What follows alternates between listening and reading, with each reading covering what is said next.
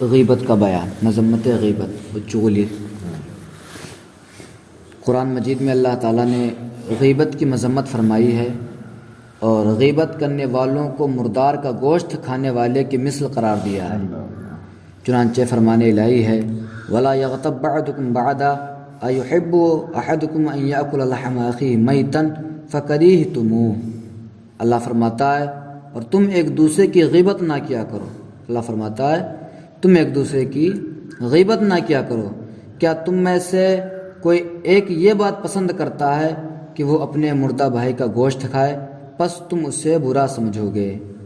اللہ فرماتا ہے جس طریقے سے تم اپنے بھائی کا گوشت کھانا پسند نہیں کرتے ہو، اسی طریقے سے تم غیبت کرنا پسند نہ کیا کرو۔ فرمان الہی ہے۔ اللہ کے رسول صلی اللہ علیہ وسلم ارشاد فرماتے ہیں کہ ہر مسلمان پر دوسرے مسلمان کا خون، مال اور عزت حرام ہے۔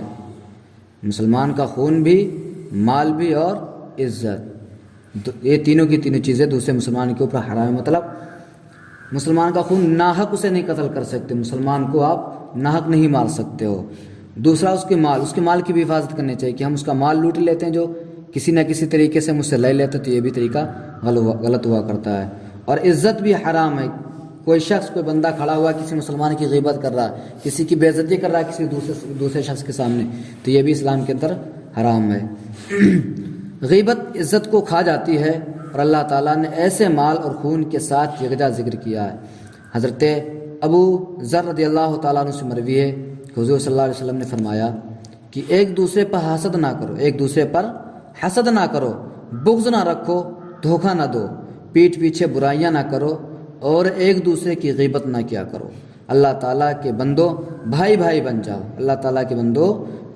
بن جاؤ۔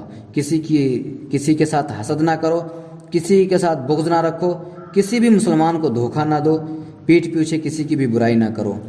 حضرت جابر اور ابو سعید رضی اللہ تعالیٰ عنہما سے مروی ہے کہ حضور صلی اللہ علیہ وسلم نے فرمایا کہ غیبت سے بچو کیونکہ غیبت زنا سے بھی بری چیز ہے۔ کیونکہ غیبت زنا سے بھی بری ہے، اس لیے کہ آدمی زنا کرتا ہے اور توبہ کرتا ہے، اللہ تعالیٰ اس کی توبہ کو قبول فرما لیتا ہے، مگر غیبت کرنے والے کی توبہ اس وقت تک قبول نہیں ہوتی ہے جب تک کہ وہ شخص معاف نہ کر دے جس کی غیبت نہ کی گئی ہے۔ کہ زنا کا تعلق صرف اس بندے سے اور اللہ سے۔ زنا ہو گیا غلطی سے، فوراً جا کے اس نے اللہ کی بارگاہ میں توبہ کر لی، اللہ نے اسے معاف فرما دیا۔ جب کوئی بندہ کسی مسلمان کی غیبت کرتا ہے تو اللہ بھی اس وقت تک معاف نہیں کرتا جب تک کہ تم نے جس کی غیبت نہ کی اس سے معافی نہ طلب کر لی۔ تم نے جس کی غیبت کی، ظاہر سی بات جس کی غیبت کی اس کے پاس جاتے تمہیں شرم تو ضرور لگے گی، اب اسی خیال سے آپ سے معافی مانگنا چھوڑ دیں گے، تو کسی کی بھی غیبت نہ کی جائے۔ حضرت انس رضی اللہ تعالیٰ عنہ سے مروی کہ حضور صلی اللہ علیہ وسلم نے فرمایا کہ معراج کی رات، اب یہاں سے سنو غیبت کی مذمت۔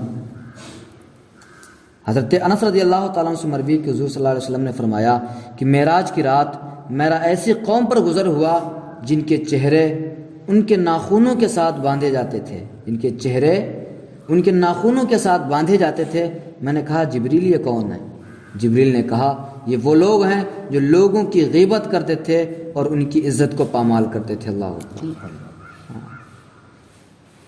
جن کے چہرے ان کے ناخنوں کے ساتھ باندھے جاتے تھے، یعنی وہ اپنے چہروں سے اپنے ناخنوں کو نوچتے تھے، اپنے ناخنوں سے اپنے چہرے کو نوچا کرتے تھے۔ اللہ کے رسول صلی اللہ علیہ وسلم جو اس پہ سے گزرے پوچھا یہ جبریل ہیں کون یہ لوگ؟ ان پر اس طریقے سے عذاب دیا جاتا ہے، آخر ان کا گناہ کیا؟ تو جبریل علیہ السلام کہتے ہیں یا رسول اللہ یہ وہ لوگ ہیں جو دنیا کے اندر غیبت کیا کرتے تھے۔ حضرت سلیمان بن جابر رضی اللہ تعالیٰ عنہ سے مروی ہے کہ میں نے حضور صلی اللہ علیہ وسلم کی خدمت میں حاضر ہو کر عرض کیا کہ مجھے ایسا بھلا کام بتلائیے جس سے میں نفع اندوز ہو سکوں، یعنی میں فائدہ حاصل کر سکوں۔ آپ نے فرمایا کہ بھلائی کے کسی کام کو حقیر نہ سمجھ، اور اگرچہ تجھے اپنے ڈول کا پانی پیاسے کے ڈول میں ہی ڈالنا پڑے، کوئی بھی بھلائی کا کام چھوٹا سا بھی اگر بھلائی کا کام ہو تو ہمارا اسے حقیر نہ سمجھے۔ مسجد، گھر سے آئے مسجد تک، دیکھا کہ مسجد میں کوڑا پڑا ہوا، تمام لوگ کھڑے ہوئے ہیں، آپ کو شرم محسوس ہو رہی ہے، آپ کو تو گویا کہ آپ کو شرم محسوس، تو آپ گویا کہ اس کام کو حقیر سمجھ رہے ہیں، اس کام کو آپ نیچا سمجھ، آپ راستے کے اوپر جا رہے ہیں، جہاں سے مسجد سے نکلے گھر تک جا رہے ہیں، راستے میں پتھر پڑا ہوا ہے اور لوگ دیکھ رہے ہیں، آپ کو شرم محسوس ہو رہی ہے کہ اگر ہم ہٹائیں گے تو لوگ کیا کہیں گے. یہ کام ہوتے ہیں حقیر کام کو حقیر سمجھنا. کوئی بھی کچھ بھی دے کہ ہمیں تو اللہ کے رسول سے مطلب ہے, ہمیں دنیا سے نہیں مطلب ہے نا. تو کوئی بھی کام ہو ہم اللہ اس کے رسول کے لیے وہ کام کر جایا کریں. حضرت برا رضی اللہ تعالیٰ عنہ سے مروی کہ حضور صلی اللہ تعالیٰ علیہ وسلم ہم سے خطاب فرمایا جسے پردہ نشین عورتوں نے اپنے گھر میں سنا.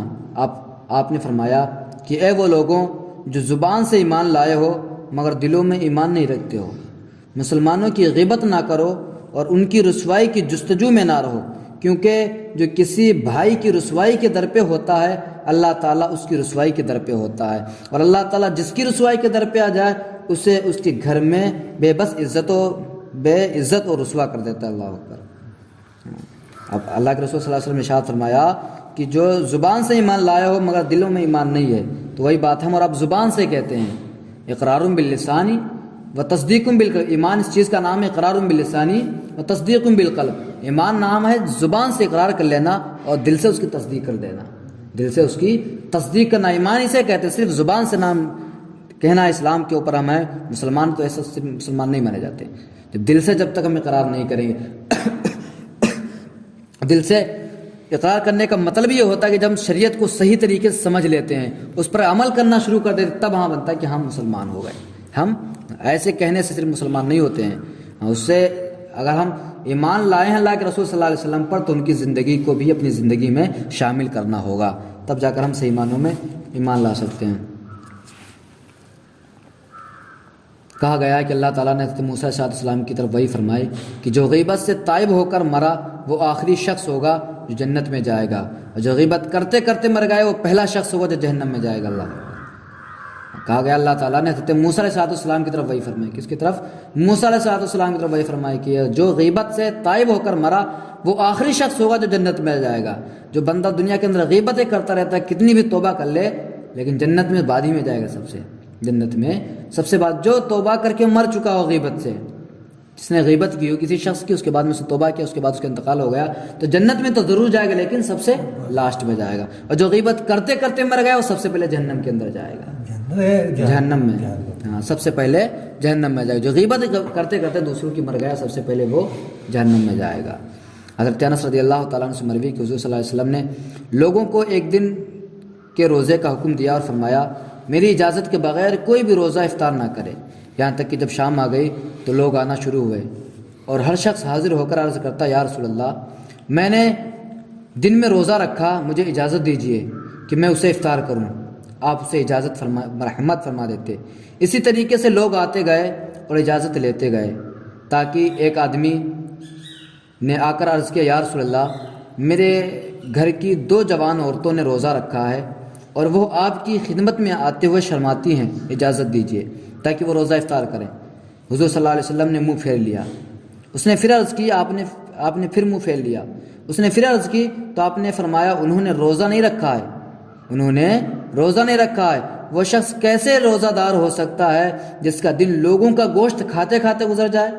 تم جاؤ اور انہیں جا کر کہو کہ اگر تم روزہ دار ہو تو کسی طرح طے کرو.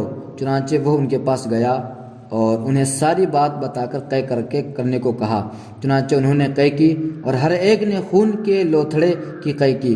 وہ شخص حضور کی خدمت میں حاضر ہوا اور ساری روایات سنائی. آپ نے اس کی بات سن کر فرمایا بخدا اگر یہ چیز ان کے پیٹ میں موجود رہتی تو انہیں آگ جلا دیتی, اللہ کے رسول صلی اللہ علیہ وسلم نے فرمایا, آپ نے حکم فرمایا تھا لوگوں کہ لوگوں روزہ رکھو. تو سارے کے سارے لوگوں نے روزہ رکھا.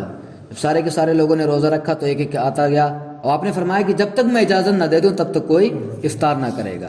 تو لوگ آتے رہے اجازت لیتے رہے, لوگ آتے رہے اجازت لیتے رہے. ایک شخص آیا, اس نے کہا یا رسول اللہ 2 عورتیں گھر میں ہیں, وہ آپ کے سامنے آنے میں شرم محسوس کرتی ہیں, آپ اجازت فرما دیں تاکہ وہ روزہ افطار کر لیں. آپ نے اپنے چہرے کو موڑ لیا ان سے. پھر اس نے دوبارہ عرض کیا یا رسول اللہ اجازت فرمائیں. پھر آپ نے چہرے کو موڑ لیا. پھر اس نے کہا تو اللہ کے رسول صلی اللہ علیہ وسلم نے فرمایا کہ وہ شخص بھلا کیسے روزہ دار ہو سکتا ہے جو دن بھر ایک دوسرے کا گوشت کھاتے رہے. یعنی وہ عورتیں ایک دوسرے کی غیبت کر رہی تھیں, اسی وجہ سے اللہ کے رسول صلی اللہ علیہ وسلم نے ان سے چہرے کو پھیلا. آپ نے فرمایا جو شخص غیبتیں کرتا رہتا ہے تو اس کا روزہ کیسے قبول ہو سکتا ہے, آپ بتائیں ہم اور آپ روزہ رہ لیں, رمضان کا مہینہ کوئی بھی روزہ رہ لیں وہ برائیاں کرتے رہیں، نماز پڑھتے رہیں، کسی کو تکلیفیں دیتے رہیں، ظلم و ستم کسی کے اوپر کرتے ہیں، تو یہ سارے کے سارے اعمال کس طریقے سے قبول ہو سکتے ہیں؟ تو سب سے پہلے جس چیز کی سدھارنا ہوگی وہ یہ چیزیں اپنے اندر اپنانی ہوں گی۔ صرف عبادتیں کرنا ہی کافی نہیں ہمارے لیے، صرف عبادتیں کرنا ہی کافی نہیں ہے، جن سے اللہ کے رسول نے ہمیں منع فرمایا ان چیزوں سے رک جانا ہی ایمان کی اصل ہوا کرتی ہے۔ ایک روایت کے الفاظ یہ ہیں کہ جب حضور صلی اللہ تعالیٰ علیہ وسلم نے اس سے منہ پھیر لیا تو وہ کچھ دیر بعد دوبارہ حاضر ہوا اور عرض کی یا رسول اللہ وہ دونوں مر چکی ہیں یا مرنے کے قریب ہیں۔ حضور صلی اللہ علیہ وسلم نے فرمایا انہیں میرے پاس لاؤ۔ جب وہ آ گئیں تو آپ نے پیالہ منگوا کر ان میں سے ہر ایک سے فرمایا کہ اس میں قے کرو، چنانچہ ایک نے پیپ، خون اور بدبودار مواد سے پیالہ بھر دیا، پھر آپ نے دوسرے سے بھی قے کرنے کو کہا تو اس نے بھی ویسے ہی قے کی۔ آپ نے فرمایا ان دونوں نے اللہ کے حلال کردہ رزق سے روزہ رکھا ہے اور اللہ تعالیٰ کی حرام کردہ اشیاء سے افطار کیا ہے۔ ان میں سے ایک دوسرے کے پاس جا بیٹھی اور یہ دونوں مل کر لوگوں کا گوشت کھاتے ہیں، یعنی ایک دوسرے کی غیبت کرتی ہیں۔ آپ نے فرمایا کہ ان دونوں نے روزہ تو رکھا تھا، حلال رزق کھا کر کے کیا تھا، لیکن افطار کس چیز سے کیا؟ حرام چیز سے۔ اب حرام کون سا چیز ہے؟ پہلی والی جو ہم نے آیت کریمہ پڑھی تھی ابھی، ان یاکل لحم اخیہ میتن، کی اپنے مردار بھائی کا گوشت کھانا۔ مردار بھائی کا گوشت کھانا ظاہر سی بات حرام ہے، حرام چیزوں سے انہوں نے افطار کیا تھی، اسی وجہ سے اللہ کے رسول صلی اللہ علیہ وسلم نے انہیں طے کرنے کا حکم دیا۔ حضرت انس رضی اللہ تعالیٰ عنہ سے مروی کہ حضور صلی اللہ علیہ وسلم نے ہم سے خطاب فرمایا اور اس میں سود کی برائیاں اور قباحتوں کا ذکر کرتے ہوئے فرمایا کہ ایک سودی درہم انسان کے 33 مرتبہ زنا کرنے سے بدتر ہے۔ اللہ اکبر۔ اور سب سے بڑا سود کسی مسلمان کی عزت پر ہاتھ ڈالنا ہے، کسی مسلمان کی عزت پر ہاتھ ڈالنا ہے، کسی مسلمان کو بے عزت کرنا ہے۔ سب سے بڑی جو سود ہوا کرتا ہے وہ کیا ہوتا ہے؟ کسی مسلمان کی عزت کو ناحق کسی کے سامنے بدنام کرنا، کسی مسلمان کو بدنام کرنا۔ یہی طریقہ رہا کہ ہم اور آپ ایک دوسرے کو بدنام کرنا شروع کر دیا، ہم نے اپنے بھائیوں کو ایک دوسرے کے خلاف کرنا شروع کر دیا، یہی وجہ ہے کہ ہم اور آپ دنیا کے اندر پریشان ہو گئے۔ بتاؤ، جس اسلام نے ہمیں بالکل ایک ساتھ رہنے کا حکم دیا ہے، جس اسلام نے ہمیں فرمایا کہ انگلیوں، آپ نے ارشاد فرمایا انگلیوں کا کئی جگہ ارشاد فرمایا، آپ نے ایک ہڈی کا ارشاد فرمایا، آپ نے ایک جسم کی مثال فرمائی، یا آپ نے تمام مسلمانوں کی مثال ایک جسم کی طرح دے دی کہ جب بھی کسی ایک جسم کے اعضاء کو کوئی تکلیف پہنچتی ہے تو پورا جسم تکلیف میں آ جاتا ہے۔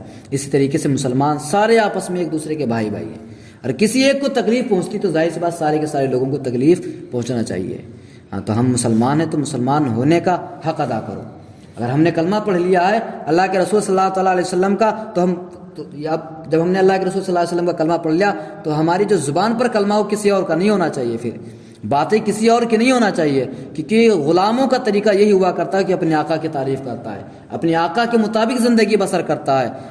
ہم نے اپنے کلمہ تو ضرور پڑھ لیا، لگام تو ضرور پکڑ لی، لیکن ہم اور آپ ان طریقوں سے ہٹ گئے ہیں۔ جب ان طریقوں سے ہٹ گئے تو ہم اور آپ دنیا کے اندر ہلاکت و برباد ہو گئے۔ تو آج کے پورے کے بیان سے ہمیں پتہ چلتا ہے کہ کسی کی بھی غیبت نہ کی جائے، کسی کی بھی غیبت نہ کی جائے۔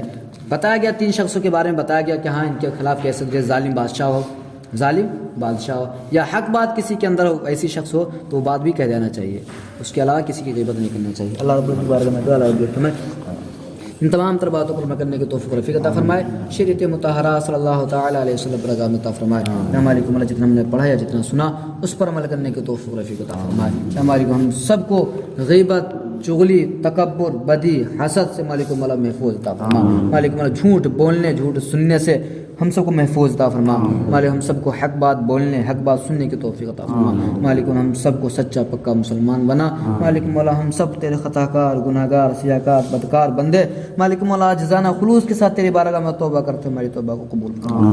سبحان ربک رب العزت عما یصفون، وسلام علی المرسلین والحمد للہ رب العالمین۔